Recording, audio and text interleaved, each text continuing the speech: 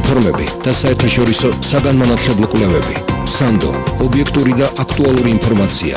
დრო გამოცდებიდან გამოცდებამდე ჩვენთან ერთად გადის. გადაცემა გამოცდებიდან გამოცდებამდე თეიკო ანჯაფარიძესთან ერთად. საინფორმაციო მხარდამჭერი შეფასებისა და გამოცდების ეროვნული ცენტრი. მოგესალმებით, თქვენ უსმენთ რადიო იმედს და ეს არის გადაცემა გამოცდებიდან გამოცდებამდე.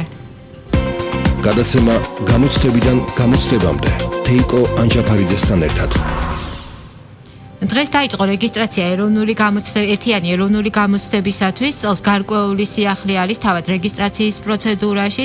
თუ რა სიახლეები შევიდა და როგორ წარიმართება გამოცდები 2016 წელს, ამის შესახებ ვისაუბრებთ ჩვენ სტუმართან ერთად. დღეს ჩვენი სტუმარი არის შეფასებისა და გამოცდების ეროვნული ცენტრის წარმომადგენელი, ზოგადი უნარების ჯგუფის ხელმძღვანელი სოფო დოლიძე. მოგესალმებით სოფო, დიდი მადლობა სტუდიაში მოგზაურობისათვის. აბიტურიენტებს ქალბატონო სოფო, შეიძლება მოგვიყვეთ იმ სიახლეების შესახებ, რაც შევიდა რეგისტრაციის პროცედურაში. რეგისტრაციის პროცესი დღეს დაიწყო, როგორც აღნიშნეთ, რეგისტრაციის პროცესი რამდენიმე ეტაპად წარიმართება. მთავარი სიახლე გახლავთ ის, რომ ცვლილებების შეტანა სხვადასხვა კუთხით უფრო ხანგრძლივად შეიძლება ვიდრე აქამდე შეიძლებოდა. კერძოდ, დღეიდან 15 მარტის ჩათვლით ეს რეგისტრაციის პირველი ეტაპია, 15 მარტის 18 საათამდე 6 საათამდე შესაძლებელი იქნება და სავალდებულო იქნება აბიტურიენტები დარეგისტრირდნენ, თავისი პირადი მონაცემები შეიტანონ, აირჩიონ საგამოცდო ქალაქი, აირჩიონ ასევე სავალდებულო არშევითი საგნების ჩამონათვალი გააკეთონ, ხო? მათ შეუძლიათ ფაკულტეტების ჩამონათვალის გაკეთებას, თუმცა წინა წლებშიც და ახლაც ფაკულტეტების ჩამონათვალის ცვლილების შეტანა დასაშვებია, მას შემდეგაც კი, რაც გამოცდები ჩაბარებული აქვთ, ქულები იციან, შედეგები იციან და სააპელაციო პროცესი დაიწყება. აი აქამდე სულ შესაძლებელი იქნება ფაკულტეტების ჩამონათვალში ცვლილებების შეტანა. რაც შეეხება მეორე ეტაპს, ეს არის სიახლე სწორედ 15 მარტიდან 1 ივნისამდე ეტაპს. ამ შემთხვევაში აბიტურიენტებს შეუძლიათ ცვლილებები შეიტანონ არჩევითი საგნების ნუსხაში, ასევე შეიძლება მაგალითად შეცვალონ ამა თუ იმ გამოცდის საგამოცდო ენა, დავუშვათ ზოგადი უნარების ჩაბარება აქვთ გადაწყვეტილი რუსულ ენაზე, შეცდომით მონიშნეს ეს გამოცდა სომხურ ან აზერბაიჯანულ ქართულ ენაზე და შეუძლიათ ამ შეცდომის გამოსწორება. ან შეიძლება გადაწყვეტილება შეიცვალოს რა გაცნობიერებულად, მაგალითად ადამიანმა აირჩია უცხოურ ენად ინგლისური, მაგრამ რატომღაც 1 ივნისამდე პერიოდში გადაწყვიტა, რომ ინგლისურის ნაცვლად ურჩევნია, მისთვის რომ მოსახერხებელი იქნება ფრანგული ენის ჩაბარება. ამ ცვლილების განხორციელებაც შეეძლებათ. ანუ საგამოცდო საგნებში ცვლილებების შეტანა შესაძლებელი იქნება 1 ივნისამდე. ეს არის ძალიან მნიშვნელოვანი სიახლე, ვფიქრობ, ჩვენი აბიტურიენტებისთვის ეს ძალიან მოქნილს ხდის მათთვის სისტემას. არჩევანისთვის უფრო დიდი დრო რჩებათ, უფრო რეალისტურ და სწორ არჩევანს გააკეთებენ. მათ შეუძლიათ შეცვალონ როგორც თქვით, არჩევითი საგანიც კი დავუშვათ აპირებდნენ ჩაებარებინათ ბიოლოგია, მაგრამ გადაწყვიტეს, რომ მაინც ქიმიაში უფრო უკეთ არიან მომზადებულები, უფრო უკეთეს შედეგს მიიღებენ. ანუ 1 ივნისს, როდესაც ფაქტიურად ერთი თვეღა არის დარჩენილი გამოცდებამდე, ძალიან კარგად შეუძლია აბიტურიენტს შეაფასოს, სად რომელ გამოცდაში, როგორ, რა ფორმით ექნება უკეთესი შედეგი, რომელ ენაზე. შეუძლია ასევე დაამატოს არჩევითი საგანი. რა თქმა უნდა, რა თქმა უნდა. ხუთი გამოცდა ქონდა არჩეული და ახასეთი ტიპის ცვლილების. რა თქმა უნდა, ნებისმიერი ცვლილება, რომელიც არჩევით საგანს უკავშირდება, ან არჩევით საგნის ენაც შეუძლია შეცვალოს, დავუშვათ აპირებდა ისტორიის ჩაბარებას რუსულად, მაგრამ გადაწყვიტა ქართულად ჩააბაროს მაინც და ასე შემდეგ. ანუ არჩევით გამოცდებთან დაკავშირებით ნებისმიერი ცვლილების გაკეთება შეუძლია. სავალდებულო საგნებს რაც შეეხება ქართულ ენას უბრალოდ ვერაფრით ვერ შეუძლიათ, იმიტომ რომ ეს სავალდებულო საგანია და სხვა ენაზეც ქართული ენის გამოცდას ვერ ჩააბარა. ზოგადი უნარების და უცხოური ენის გამოცდაში, რა თქმა უნდა, შეგვიძლია ასევე ცვლილებები შევიტანოთ 1 ივნისამდე, როგორც თქვით, შეგვიძლია შევცვალოთ უცხოური ენა საერთოდ. მაგალითად, ვაბარებდით, როგორც თქვით, ინგლისურს და გავაწყვეტოთ ჩავაბარო ფრანგული და შეგვიძლია ზოგადი უნარების ენა შევცვალოთ. თავისთავად გამოცდა სავალდებულოა ყველასთვის, მაგრამ ენა გამოცდისა თქვენით რომ შეგვიძლია ზოგადი უნარები ჩავაბაროთ რუსულად, აზერბაიჯანულად, სომხურ ენაზე, შარშან მომზადდა უნარების გამოცდა ინგლისურ ენაზე, წელს მართალი გითხრათ, ზუსტად არ ვიცით. ამის შესახებ დარეგისტრირდებიან თუ არა მოსწავლეები ინგლისურად უნარების ჩასაბარებლად. აი ეს შესაძლებლობები მე ვფიქრობ ძალიან მნიშვნელოვანი აბიტურიენტებს აქვთ. ძალიან ხშირად მოგმართეთ. რამ გახადა შესაძლებელი რეგისტრაციის პროცესში აი ამ ცვლილებების განხორციელება? აი სწორედ ამას მოგახსენებთ, აბიტურიენტები ამ თხოვნით, ასე ვთქვათ, ძალიან ხშირად მოგმართავდნენ, რომ აი შემეშალა სამწუხაროდ უცხოენად სხვა მოვნიშნე და სხვა ენის ჩაბარება მჭირდება, ან დავუშვათ არჩევითი გამოცდის ენა შემეშალა, ან უნარების ენა, ეს ტრაგიკული შემთხვევა იყო ხოლმე, რომ ეს შემთხვევით მოვნიშნე, რომ უნარები უნდა ჩავაბარო რუსულად და ამ დროს არ ვარ რუსულენოვანი და ძალიან მიჭირს ამის გაკეთება. ესეთი იყო ნამდვილად სამწუხაროდ და ის რომ ტესტები მზადდებოდა და იბეჭდებოდა ინგლისში საზღვარგარეთ და საჭირო იყო ძალიან ადრე თადარიგის დაჭერა ზუსტად რამდენი ბუკლეტი გვჭირდებოდა და ასე შემდეგ და ასე შემდეგ ეს ცვლილებები ასეთი ცვლილებების შეტანა იყო შეუძლებელი განხორციელება იყო შეუძლებელი ვინაიდან ჩვენ გადავდივართ ნახევარად ელექტრონულ ფორმატზე ანუ აღარ ვბეჭდავთ ტესტს არამედ აბიტურიენტები პრინციპში მასწავლებლების მაგისტრანტების და სტუდენტების ყველა ვინც აფხულში გამოცდებს შეაბარებს ეკრანზე იხილავენ ტესტს ეს ელექტრონული ფორმატით იქნება მიწოდებული ტესტი ამიტომ მთელი ეს ბეჭდვის დრო ასე ვთქვათ გამოთავისუფლდა და აბიტურიენტებს აქვს შესაძლებლობა უფრო მეტად ყურადღებით ხანგრძლივი დროის განმავლობაში აწონდაწონონ თავისი არჩევანი იფიქრონ გადაამოწმონ შესაძლებლობა მაგალითად ახლა მე ვფიქრობ რომ კარგი იქნება ასეთი სტრატეგია ჩვენ თითქოს ისევ ძველი სისტემა აბიტურიენტს ხოდეს მიდგომა რომ ისევ თითქოს ძველი სისტემით ვმუშაობთ 15 მარტს დავამთავრო პრინციპში მაქსიმალურად სრულყოფილად ჩემი სიის საგამოცდო საგნებს გულისხმობ ჩემი საგამოცდო საგნების ჩამონათვალის კეთება და შემდეგ გადამოწმების თვალსაზრისით არაერთხელ ვნახო ეს ყველაფერი, ხო? იმიტომ რომ ეხლა ესეც პრინციპში არ უნდა იყოს აბიტურიენტებისთვის მთავარი მიზანი, რომ ხშირად ცვალონ საგნები, ეს არასერიოზული დამოკიდებულება იმ დარწმუნებული რომ აბიტურიენტთა უმრავლესობა ამას არც გააკეთებს, იმიტომ რომ ისინი არა მხოლოდ ბოლო წლის განმავლობაში, არამედ წლების განმავლობაში ემზადებიან ამა თუ იმ პროფესიისთვის, იმიტომ რომ პრინციპში საგანმანათლებლო დაწესებულებაში ჩაბარება კარიერული ნაბიჯია, ხო? კარიერის ერთ-ერთი ძალიან მნიშვნელოვანი ნაბიჯია კარიერის დაწყებისა თუ გაგრძელების, ხო? ამ თვალსაზრისით მათ ნაფიქრი აქვთ, აწონდაწონილი აქვთ, ისინი ძალიან სერიოზულად უდგებიან ამ საკითხს. ჩვენ ახლა არ უნდა ველოდოთ ძალიან ინტენსიურ ცვლილებებს, თუმცა ის რომ შესაძლებელია ცვლილება, ის რომ მათ შეუძლიათ კიდევ ერთხელ თავისი არჩევანი გადახედონ და შეცვალონ, ეს რა თქმა უნდა მე ვფიქრობ ძალიან მოსახერხებელი იქნება. სოფო, ისევ რეგისტრაციის პროცესს რომ დაუბრუნდეთ და საუბრობთ და ვაგრძელებთ ამ თემაზე საუბარს, არსებობს ერთგვარი სტატისტიკა, თუ რომელ შეცდომას უშვებენ აბიტურიენტები ყველაზე ხშირად რეგისტრაციის დროს. ავიწყდებათ სტატუსის მითითება, საგნის სასურველ ენაზე ჩაბარების მონიშნა, საგამოცდო ქალაქის მითითება, მოქალაქეობის მითითება, შემოქმედებითი ტურის არჩევა. ეს არის მოკლე ნუსხა, მოკლე ჩამონათვალი, ვთქვათ, აი ამ შემთხვევების, რომელიც წინა წლების მაგალითის მიხედვით არის შედგენილი.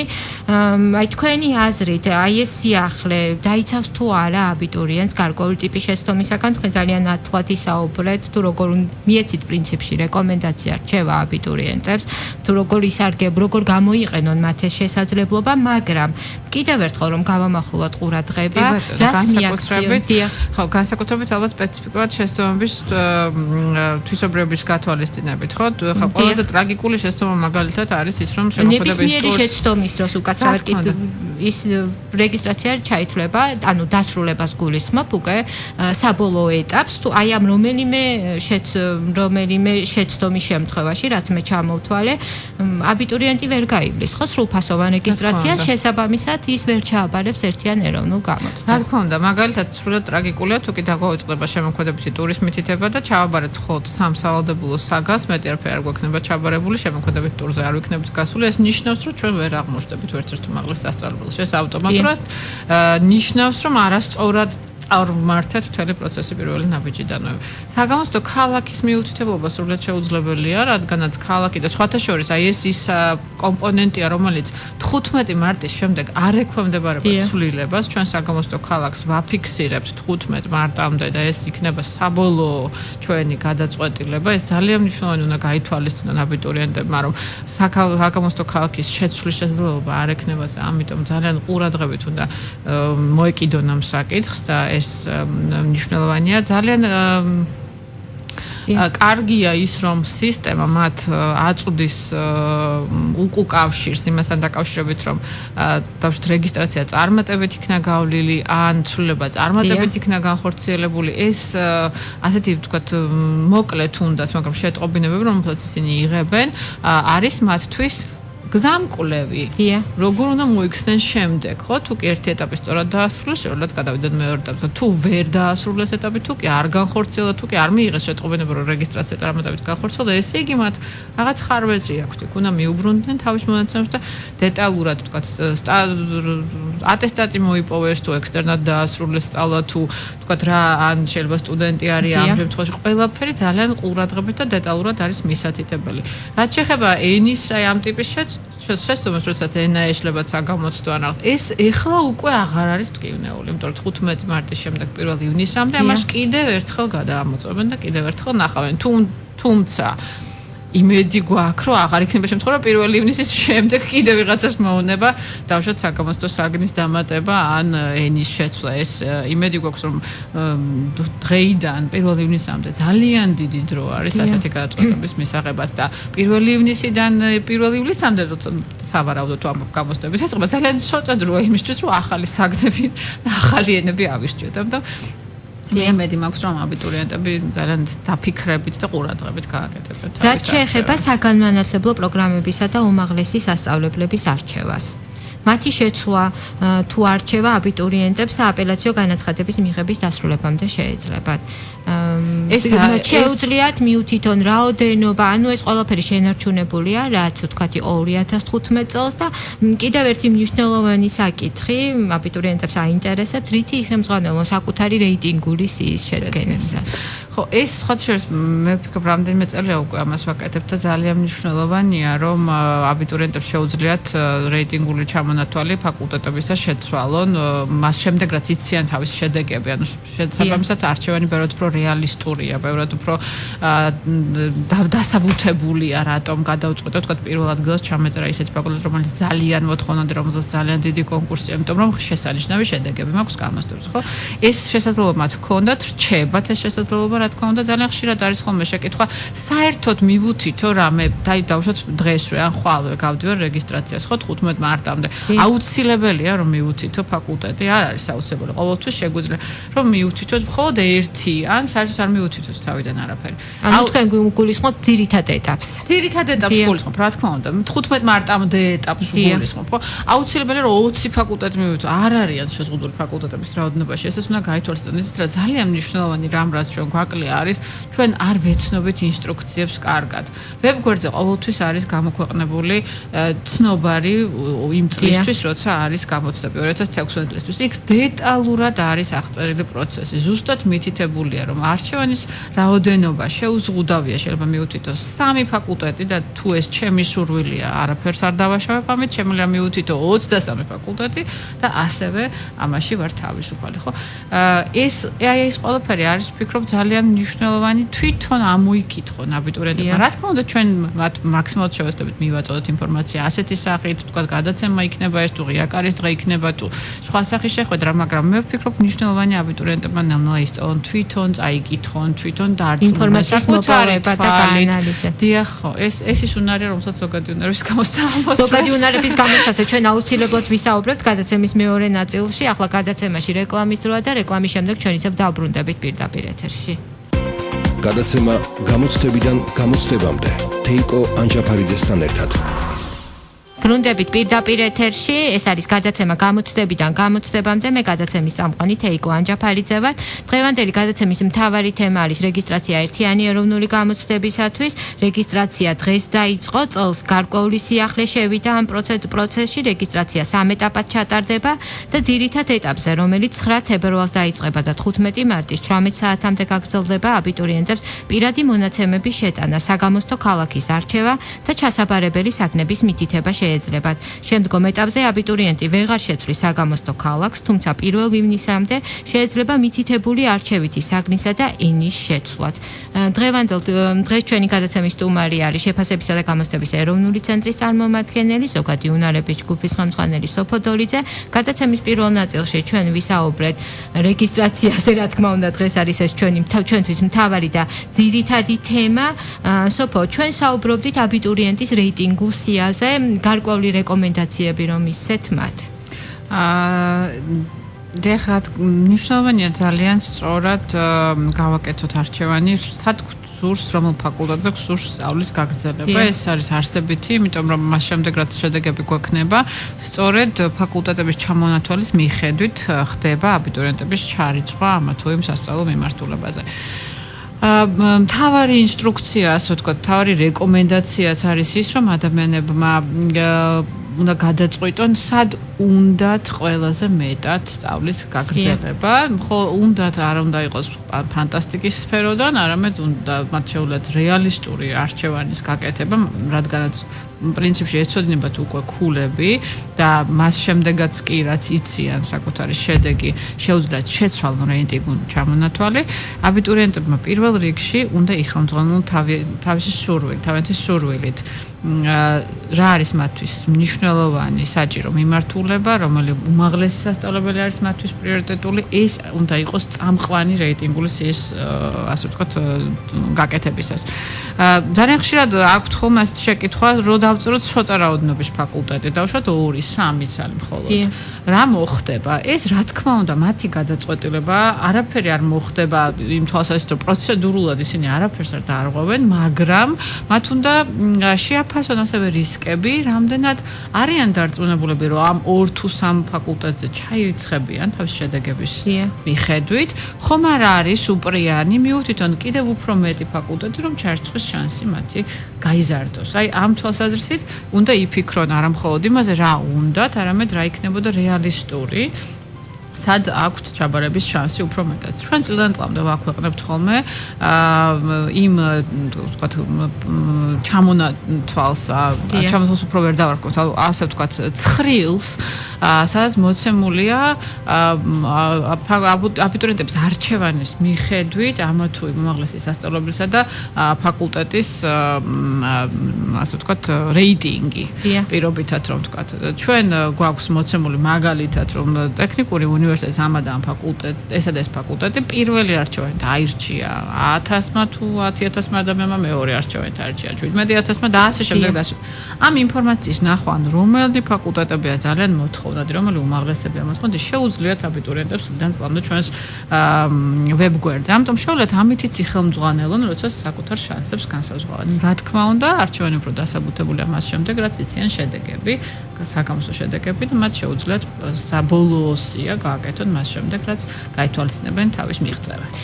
სოფო, თქვენ გადაცემის პირველ ნაწილში ახსენეთ ცნობაში არის მოცემული დეტალური ინსტრუქცია, გარდა ამისა არის მოცემული უმაღლესი სასწავლებლების ჩამონათვალი. კონკრეტული ინფორმაცია უმაღლეს სასწავლებელებზე. ეს ძალიან მნიშვნელოვანია იმისათვის, რომ ჩვენ გადავწყვეტოთ რომელი ფაკულტეტი ავირჩიოთ, რომელ ფაკულტეტზე დავაპიროთ სწავლის გაგრძელება. აქ მოცემულია მაქსიმალურად სრული ინფორმაცია ფაკულტეტის შესახებ, დაწყებულივით რა ენაზე მიმდინარეობს აქ სწავლა, მისამართი როგორია და ეს სხვა შორის ძალიან მნიშვნელოვანია, იმიტომ რომ ზოგიერთი ადამიანი არ აქცევს ამას ყურადღებას, შეიძლება უმაღლესი სასწავლებელი არ მდებარეობდეს თბილისში თუ რომელიღაც ქალაქში, რომელშიც მათ სურთ ცხოვრება და სწავლის გაგრძელება და მდებარეობდეს სადღაც სხვაგან. ამასაც უნდა მიაქციონ ყურადღება. მისამართიდან დაწყებული სწავლების ენა, ადგილების რაოდენობა ამა თუ იმ სასწავლო მიმართულებაზე ეს გადამწყვეტია, იმიტომ რომ თუ მე ძალიან კარგი შედეგები არ მივიღე იმ ფაკულტეტზე, სადაც სულ 10 ადგილია, სავარაუდოდ არ მექნება დიდი შანსი მოხვედრისა, ხო? თუ არის ფაკულტეტზე 800 ადგილი, ცხადია იქ მეტია ჩემი შანსები.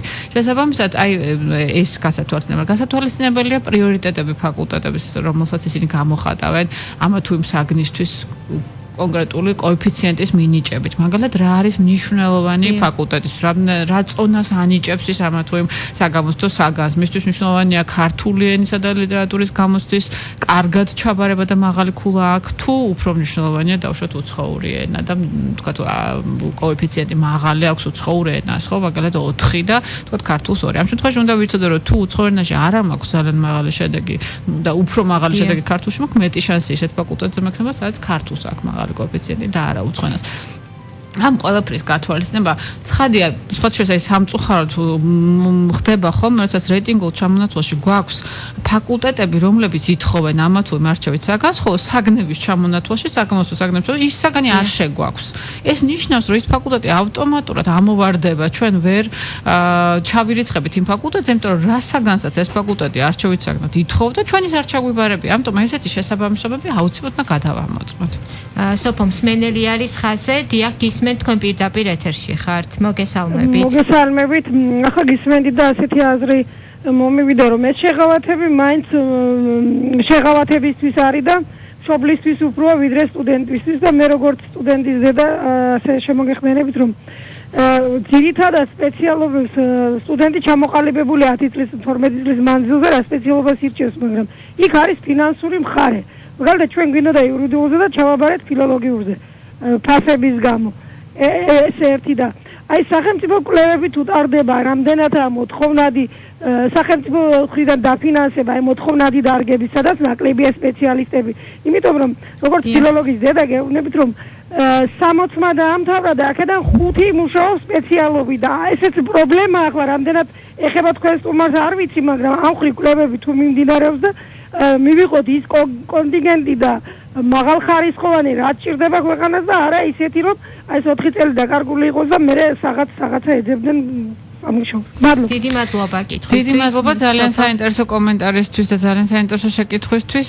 რაც შეეხება იმას, რომ ჩვენი კარიერული გადაწყვეტილება, ასე ვთქვათ, სამწუხაროდ არ არის მხოლოდ ჩვენი სურვილებითა და ინტერესებით განსაზღვრული, არამედ ამას ეკონომიკური ფაქტორები განსაზღვრავს, ეს აბსოლუტურად სწორია. სამწუხაროდ შეიძლება აღმოჩნდეს, რომ ჩვენ გვინდოდეს რომელიღაც კერძო სასწავლებელში სწავლის გაგრძელება ან დაწყება, მაგრამ ამას ვერ ვახერხებდეთ, იმიტომ რომ არ გვაქვს შესაბამისი თანხა, ვიცით რომ მოვიპოვებთ სახელმწიფო გრანტს და უფასოდ ვისწავლით სახელმწიფო უმაღლეს სასწავლებელში. რა თქმა უნდა, ეს რაღაცები ხდება. ის რაც ახლა შემოთავაზება არის გამოცდების ცენტრის მხრიდან რეგისტრაციის პროცესის ასე ვთქვათ, უფრო მოქნილობის თვალსაზრისით, ეს ძირითადად გეთანხმებით, რომ არსებითი ცვლილებები ამაზე ვთქვის კიდეც თავიდანვე, რომ არსებითი ცვლილებები და ხშირი ცვლილებები აბიტურიენტთა უმრავლესობას არ ექნება ამ შემთხვევაში, იმიტომ რომ მათ დაგეგმილი აქვთ თავისი პროცესი, ეს აბიტურიენტობის პროცესი ძალიან კარგად. მაგრამ ხდება ხოლმე შეცდომები, რაც ასევე არ არის იშვიათი და ამ შეცდომების გამოსწორება ყოველთვის არის შესაძლებელი 1 ივნისამდე. აი ეს არის მნიშვნელოვანი. თუ კი შეცდომების გამოსწორება არ იყო შესაძლებელი 15 მარტის შემდეგ, ახლა უკვე შესაძლებელია. თუ კი ადამიანს მიმართულებაზე რომ ვისაუბროთ, ჩვენ მას ახსენა ასევე გარკვეული კვლევა, არ ვიცი ეხლა კვლევა ტარდება თუ არ ტარდება, მაგრამ ყოველ შემთხვევაში ძალიან მოკლე ჩამონათვალი რომ გითხრათ, აქვე როგორი არის ბოლო წლის მონაცემები, რომელ მიმართულებებს ირჩევენ ყველაზე ხშირად. ის სურვილი, რომელიც რაც გამოთქვა ქალბატონმა, რომ ადამიანებმა ისწავლონ იმ მიმართულებით, რაც სახელმწიფოსთვის მნიშვნელოვანია, ამის ხელშეწყობას სახელმწიფო აკეთებს იმით, რომ აქვს ფაკულტეტები, სასწავლო მიმართულებები უფასო ჩვენი აბიტურიენტებისთვის, თუ კი ადამიანი ჩაირიცხება, ის ისწავლის უფასოდ. ასეთი მიმართულებები არის მაგალითად ქართული ფილოლოგია, არის მაგალითად სამშენებლო ფაკულტეტი თუ არ ვცდები, არის ელექტროინჟინერია, არის ისტორია, არქეოლოგია და ასე შემდეგ. ეს ყველაფერი ის დარგებია, სადაც სამწუხაროდ მოთხოვნა არის ნაკლები, საბაზრო თვალსაზრისით მოთხოვნა ნაკლებია, მაგრამ ჩვენ აუცილებლად გვინდა, რომ ეს დარგები შევინარჩუნოთ პირიქით, არა მხოლოდ შევინარჩუნოთ, არამედ გავააქტიუროთ აქ მუშაობა და სახელმწიფოს ნამდვილად სჭირდება ამ დარგის კარგი სპეციალისტები. თუ ჩვენ კვლევას დავარქვევთ იმას, რომ ჩვენ ვუყურებთ წლიდან წლამდე როგორ იზრდება მოთხოვნა ამ მიმართულებებზე ნამდვილად ასეთი რამ არის დაფიქსირებული ეს ტენდენციები ჩანს, რომ მაგალითად ქართულ ფილოლოგიურზე ბევრად უფრო მეტი მსურველია ჩაბარებისა, ვთქვათ 2015 წელს ბევრად უფრო მეტი იყო ვიდრე 2014-ში და წინა წლებში. ის რომ ეს ფაკულტეტები გახდა უფასო, სავარაუდოდ არის ამის ერთ-ერთი ძალიან მნიშვნელოვანი განსაზღვრელი ფაქტორი, ანუ უფასო ფაკულტეტები ნელ-ნელა უფრო და უფრო პოპულარული ბრწყალებში მოთხოვნადი ხდება, სავარაუდოდ ეს სწორედ იმის გამოა, რომ ადამიანების სოციალურ-ეკონომიკურ მდგომარეობიდან გამომდინარე სერიოზული ხელშეწყობაა ეს მათთვის.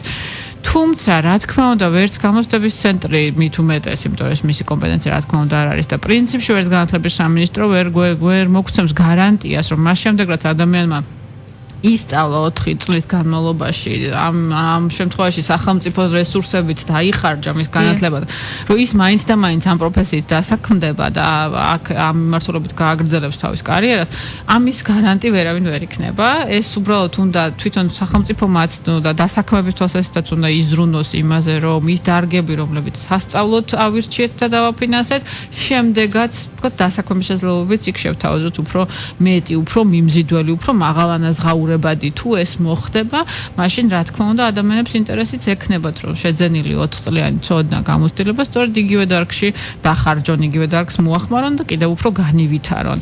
სამწუხაროდ ჯერჯერობით ნელ-ნელა ალბათ დაბიჯებს გადავდგავს. როდის გამოქვეყნდება უფასო მიმართულებები? უფასო მიმართულებები ყოველ წელს თავიდან მტკიცდება სამინისტროს მიერ და ჩვენ როგორც კი გვექნება ინფორმაცია, სამწუხაროდ კონკრეტულ თარიღს ვერ გეტყვით, მაგრამ როგორც კი გვექნება ინფორმაცია, როგორც კი დამტკიცდება ისევ ეს ამ ფაკულტეტების ჩამონათვალე, ჩვენ გამოვაქვეყნებთ ამას ჩვენს ვებგვერდზე და მე რწმუნდით, რომ ეს იქნება ბევრად უფრო ადრე, ვიდრე აბიტურიენტების არჩევანის გაკეთება შეიძლება.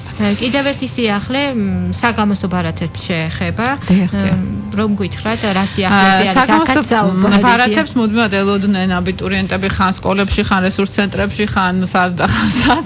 მათ ახლა აქვთ კომფორტი ამობეჭდონ თვითონ თავისი საგამოცდო ბარათი თავისი პირადი გვერდიდან.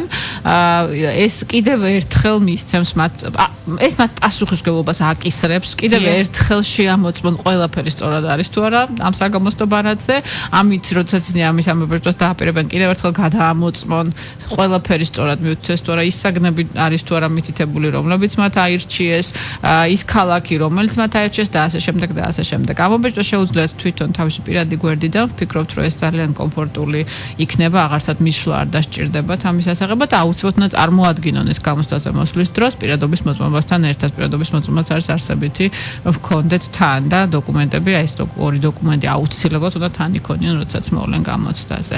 სოფო გარკვეული ცვლილება შევიდა აბიტურიენტთა მოქცევის წესში, გულისხმობ უშუალოდ საგამოცდო პროცესს და როგორიცაც რა შემთხვევაში მოიხსნება აბიტურიენტი გამოცდიდან, ან რა შემთხვევაში არ დაიშვება ის გამოცდაზე. ესეთ რა ჩვენ ძალიან ამაყები ვართ იმით, რომ ვსწავლობთ ჩვენს შეცდომებზე, შეიძლება ჯობდეს ზოგჯერ წინასწარ დაგეგმოთ და გაითვალისწინოთ, მაგრამ არის რაღაც შემთხვევები, რომელსაც წინასწარ ვერ გაითვალისწინებ და ვერ დაგეგმავ და ჩვენ ის რომ ჩვენ მივყვებით ნაბიჯ იმ პროცესს და ყოველთვის ვცდილობთ გავაანალიზოთ მისი ძლიერი და სუსტი მხარები და ყოველთვის ვცდილობთ გავაუმჯობესოთ, მე ვფიქრობ ეს გამოცდების ცენტრის ძალიან სერიოზული, ასე ვთქვათ, დადებითი ასპექტია, რომ ყოველთვის უყურებს თავის მუშაობას და ცდილობს ის გააუმჯობესოს. ჩვენ გვქონდა სამწუხარო შემთხვევა, როდესაც ადამიანები არაფრიზელ მდგომარეობაში გამოცხადდნენ საგამოცდო ცენტრში და ეს რა თქმა უნდა, როდესაც საგამოცდო ცენტრში არის 1200, 1500, 2500 ადამიანი რაღაცა საფრთხეს უქმნის, ასე ვთქვათ, ირგვლივ მყოფებს. არ არის მთლად, ასე ვთქვათ, არასარისკო ეს ამბავი. ამიტომ ადამიანი, რომელიც იქნება არაფრიზელ მდგომარეობაში, ალკოჰოლური, ნარკოტიკული ზემოქმედების ქვეშ ის არ დაიშვება გამოცდაზე. ეს ძალიან მნიშვნელოვანია, რომ გაითვალისწინონ ადამიანებმა. არის მთელი რიგი დაუშვათ პროცედურების, რომლებიც აბიტურიენტებმა უნდა გაიარონ საგამოცდაზე მოდიან, ისინი აბარებენ თავის პირად ნივთებს და უნდა გაითვალისწინონ წელს მაგალითად, რომ უნდა ჩააბარონ საათით თუ კი ასეთი აქვთ უკეთიათ ხელზე, იმიტომ რომ ჩვენ გვქონდა შემთხვევა, როცა თანამედროვე ტექნიკა იმდანაც წინ არის დასული, რომ გვქონდა შემთხვევა, როცა საათი არის ვიდეო გადამღები, ფოტო გადამღები და ასე შემდეგ. ხო, იმისთვის რომ ჩვენი კონფიდენციალობა მასალის ტესტის შინაარსის კონფიდენციალობა იქნას დაცული, დაუშვებელია ნებისმიერი ასეთი ინსტრუმენტი ინსტრუმენტის შეტანა გამოცდაზე, მაგრამ ფოტოაპარატით ხო არავინ არ მოდის გამოცდაზე. რადგან საათის ამასობაში შეიძლება იყოს ფოტოაპარატი ან ვიდეო კამერა, ამიტომ საათის შეტანაც აღარ შეიძლება გამოცდაზე. ყველა საგამოცდო სექტორში მინდა შევახსენოთ ჩვენ აბიტურიენტებს, უკლებლივ ყველა საგამოცდო სექტორში არის საათი დამონტაჟებული ისეთ ადგილას, რომელიც არის ძალიან ადვილად დასანახი ყველა აბიტურიენტისთვის და საგამოცდო დრო სწორედ იმ საათის მიხედვით აითვლება, ამიტომ მათ დისკომფორტი რომ ვერ განსაზღვრავენ რამდენი დრო დარჩათ, რამდენი დრო უნდა იმუშაონ და ასე შემდეგ, ეს არ ექნებათ ნამდვილად, ექნებათ საათით თვალწინ და ყოველთვის შეუძლიათ ნახონ, როგორ დაგეგმონ სწორად სამუშაო დრო. ამიტომ ეს გაითვალისწინონ რომ საათიდან არ მოვიდნენ, ან უნდა ჩააბარონ. დაგვიანებებს რაც შეეხება ამ თვალსაზრისითაც ეს მტკივნეული საკითხი, იმიტომ რომ რაც არ უნდა ჩვენ პრინციპულები ვიყოთ, მაინც წლამდე არ არსებობს ეს შემთხვევები. მართალია არ არის ეს მასიური, მაგრამ ღმერთმა დაგუფროს რომ მასიური იყოს, მაგრამ მაინც არის ეს შემთხვევები. ჩვენ ვართ მართლაც ძალიან პრინციპულები ასეთ დროს ადამიანი, მას შემდეგ რაც საგამოცდო პროცესი დაიწყო და ტესტი არის უკვე გახსნილი, ანუ ეხლა უკვე პაკეტში არ იქნება, მაგრამ იქნება უკვე ეკრანებზე, აბიტურიენტების ეკრანებზე, ეხლა აღარ იქნება ლაპარაკი პაკეტის გახსნაზე ტესტების, არამედ აბიტურიენტებს ეკრანზე უკვე დემონსტრირებული იქნება ტესტი, ამის შემდეგ აბიტურიენტი ვეღარ შევა საგამოცდო სექტორში შესაბამისად. ძალიან გთხოვთ, მიაქციოთ ყურადღება დროს, რომელიც მისთებული იქნება თქვენ საგამოცდო ბარათზე. როდის იწყება რეგისტრაცია, დროულად გამოცხადდეთ საგამოცდო ცენტრში. თქვენ შეგიძლიათ წინასწარ ჩვენ ვებგვერდზე მითითებული თითოეული საგამოცდო ცენტრის მისამართი, ნახოთ, დაზვეროთ, ასე ვთქვათ, ნახოთ რამდენი დრო გჭირდებათ იქ მისასვლელად, იპოვოთ შენობა, ნუ დაიწყებთ მაინდა-მაინც 175 სკოლის ძებნას გამოცდის პირველ დღეს, როცა ქართულის გამოცდა გექნებათ. გააკეთეთ ეს 2 დღით ადრე, ან შეიძლება 1 თვით ადრეს, შემდეგ რაც იცით რომელია თქვენი საგამოცდო ცენტრი, ხო? ანუ პრინციპში ჩვენ შეგვიძლია კარგად დავიჭიროთ თადარიგი საგამოცდო რეგისტრაციის სისტემა და საგამოცდო სისტემა ზოგადად გვაძლევს ამის საშუალებას, რომ ჩვენ კარგად დავგეგმოთ, სწორად დავგეგმოთ ეს პროცესი, იმიტომ რომ არ მოხდეს ესეთი გაუთვალისწინებელი. როდის დაიწყება რეგისტრაცია სტუდენტთა საგრანტო კონკურსისათვის, როდის შეძლებენ დარეგისტრირება საერთო სამაგისტრო გამოცდისათვის და ასევე პედაგოგების სავარაუდოდ, სამწუხაროდ კონკრეტულ რიცხვს ვერ გეუბნებით ახლა, მაგრამ სავარაუდოდ ეს ყველაფერი იქნება თებერვლის ბოლოსკენ დაახლოებით 23-25 თებერვლისვლიდან. ჩვენ როგორც იცით, წელს ჩავატარეთ პირველად სხვა შორის ზამთარში მასწავლებელთა საგნობრივი გამოცდები და ეხლა მიმდინარეობს ჯერ კიდევ გასწორების პროცესი იმისთვის, რომ ხელახალი რეგისტრაცია დაიწყოს, პედაგოგებმა უნდა იცოდნენ თავისი შედეგები, სჭირდებათ თუ არა ხელახლა გამოცდაზე დარეგისტრირება. მე ყველას ვუსურვებ, რომ ეს აღარ დასჭირდეს და წარმატებულები იყვნენ ამჯერად, მაგრამ შეიძლება მოხდეს, რომ თქვათ კვლავ უნდათ გამოცდის ჩაბარება ზაფხულში. ამიტომ ჩვენ უნდა გვქონდეს შედეგები. ეს იქნება სავარაუდოდ 20 თებერვლის შემდეგ. ანუ რეგისტრაცია თებერვლის ბოლოსთვის დაიწყება. და სოფო ბოლო კითხვა, თქვენ ძანდებით ზოგადი უნარების ჯგუფის ხელმძღვანელი და არაერთხელ ვიყავით ჩვენი გადაცემის სტუმარი და ვისაუბრეთ ზოგადი უნარების გამოცდაზე კონკრეტულად. ხომალ გარკვეული რჩევები, რეკომენდაციები აბიტურიენტებს, თუ შევიდა რაიმე გარკვეული ცვლილება ან სიახლე, მას შემდეგ რაც ჩვენი სტუმარი იყავით, ძალიან მოკლედ რომ სიახლე ჯერჯერობით არ გვაქვს, როგორც დავუპირდით ჩვენს აბიტურიენტებს სასწავლო ტესტირებებს ჩავატარებთ, სავარაუდოდ ეს იქნება მარტის ბოლოსთვის. იმის განსასაზღვრად გვჭირდება თუ არა დამატებითი დრო ამ გამოცდაზე თუ რომელიმე სხვა გამოცდაზე სამუშაოდ, დრო ჯერ კიდევ არ გვაქვს განსაზღვრული დარჩება იგივე თუ მოიმატებს. ერთადერთი რაც მინდა კიდევ ერთხელ ვურჩიო, მათთვისაც არ უნახავს ეს ელექტრონული ფორმატი ჩვენს ვებგვერდზე, არის მოცემული ტესტები ელექტრონულ მორგებული ელექტრონულ ფორმატზე და ნახონ ეს აუცილებლად. სიახლე არც შინაარსობრივი თვალსაზრისით, ფორმატის თვალსაზრისით, თქვათ ან სირთულის თვალსაზრისით არ არის, მაგრამ ის რომ მაგალითად ტექნიკურად საკითხული ტექსტის გააზრება ან მონაცემთა ანალიზი გულისხმობს ერთი გვერდიდან გადახტომას, თქვათ 5 გვერდით სიკით, თქვათ მე 5 შეკითხვაზე მე ისე უკან დაბრუნებას, ამისთვის ჩვენ მოქნილი სისტემა შევთავაზებთ, ხოლმე ერთი ღილაკის დაჭერა არის საჭირო. ეს მოსინჯონ, ნახონ უბრალოდ აუცილებლად სანამ მოვლენ გამოცდაზე. ჩვენი რეკომენდაცია სწორედ ეს იქნება, რომ აუცილებლად ერთხელ მაინც გქონდეთ ასეთი ფორმატით ტესტი შესრულებული, რომ არ იყოს ეს მათთვის სიურპრიზი, როცა აღმოჩნდებიან გამოცდაზე. სხვა მხრივ სასწავლო ტესტირებას როდესაც დავგეგმავთ, ჩვენ ამას რომ ხშირად ვაცხადებთ ხოლმე ვებგვერდის საშუალებით რეგისტრაცია ხდება იმისთვისაც თავისუფლად, ზოგჯერ სპეციფიკურად მივდივართ ამა თუ იმ სკოლაში, ხა ესეც აღარ უკვე დასასწრებელი ტესტირების მთავარი მიზეზი. იცით რა, ორი მიზანი გვაქვს ხოლმე. ერთი იქნება დროის გაზომვა, ეს შეიძლება უფრო შეზღუდული პირობებით მოხდეს, იმიტომ ესეთ რომ არ იყოს ძალიან მასშტაბური და მეორე მიზანი არის ხოლმე დავალებების აპრობაცია და გარდა იმისა, რომ ჩვენთვის სარგებელი არის ის, რომ ჩვენ ვხედავთ თითოეული დავალება რამდენად ვარგისიანია ფსიქომეტრული მაჩვენებლები როგორი აქვს, ადვილია, რთულია, გასაგებია, გაუგებარია, ახერხებს თუ არა დიფერენცირებას აბიტურიენტების უნარების მიხედვით. გარდა ამისა, თვითონ აბიტურიენტებისთვის ძალიან საინტერესო პროცესია, იმიტომ რომ ისინი ერთგვარ რეპეტიციას გადიან გამოცდის წინ, როგორც წესი ეს სასწავლო ტესტირებები მაისის ბოლოს ან ივნისის დასაწყისში ტარდება ხოლმე, როდესაც ისინი ძალიან ახლოს არიან უკვე საგამოცდო პროცესთან და მათთვის მნიშვნელოვანია ნახონ, როგორი შეიძლება იყოს საგამოცდო გარემო, ნახონ კომპიუტერზე ტესტი, მეთვალყურე ეყოლებათ, ტელეფონს ჩააბარებენ წინასწარ. ამ მთელი პროცესი ძალიან ემსგავსება იმას, რაც არის ხოლმე გამოცდაზე. ცხადია, ეს არ არის არ არის 3 საათიანი ტესტი, მოკლე ტესტს ვთავაზობთ ხოლმე ყოველთვის, მაგრამ მათთვის ეს ვფიქრობ ძალიან კარგი საშუალებაა კიდევ ერთხელ მოსინჯონ თავის უნარები და პროცესი, რეპეტიცია, ასე ვთქვათ, გაიარონეს. ყოველთვის აქტიურები არიან აბიტურიენტები, სიამოვნებით მოდიან ამ სასწავლო ტესტირებებზე და ამისთვის რეგისტრაციას ჩვენი ვებგვერდით ვახორციელებთ. მაგრამ იქამდე ჯერ ბევრი დრო გვაქვს, ასე რომ პირველ რიგში წარმატებას უსურვებ რეგისტრაციის პროცესს და სწორად და ყურადღებით ყველაფრის შესრულებას.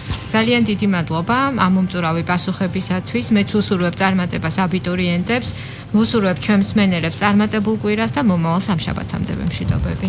ნახვამდის. რეფორმები და საერთაშორისო საგანმანათლებლო კვლევები. სანდო, ობიექტური და აქტუალური ინფორმაცია. დრო გამოცდებიდან გამოცდებამდე ჩვენთან ერთად გადის. გადაცემა გამოცდებიდან გამოცდებამდე. თეიკო ანჯაფარიძესთან ერთად. საინფორმაციო მხარდამჭერი შეფასებისა და გამოცდების ეროვნული ცენტრი.